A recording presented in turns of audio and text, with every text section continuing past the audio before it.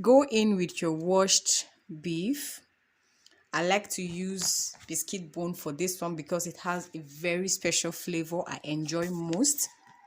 So into your pot of boiling water, you can add your Maggi, you can add your salt and chopped onions, garlic if you like. Cover and allow to boil. So while that is boiling, you can start washing your tomatoes.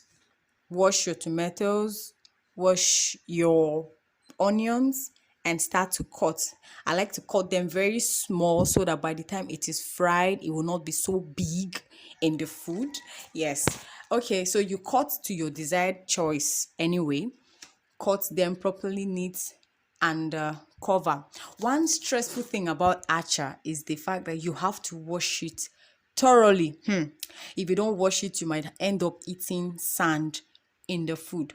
So you wash properly, and that's just the only stress about the work. So yes, back to our food. We have to check the pot of meat to make sure it is boiling, and yes, at this point our beef is ready. All right, guys, at this point, you can now add the oil into the pot. Remember, your pot has to be dried before you add your oil into it. Next, you go in with your onions that you've chopped. You can now add your tomatoes into the pot. Stir them properly and allow to fry. You fry it very well. Oh, I almost forgot my pepper. Remember to add the pepper alongside the tomato so that they would fry together. Now you can add your seasoning.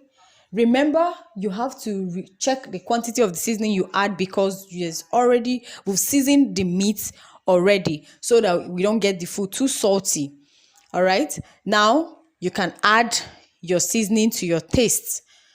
Make sure you're checking the taste so that you don't over add any ingredients. When this has properly fried, you can now add your beef with the stock inside the sauce. You stir very well, stir very well. I love to use biscuit bone to make this food because it gives it an extra flavor. If you love biscuit bone, you understand what I'm saying. It adds flavor to this food. Now, you combine these things together and check for the salt, level of the salt in your food. When it's okay, now you can go in with your properly washed acha into the pot. You properly washed acha. It's very tiny. The grains are really small, so you have to wash very well. And then cover to cook.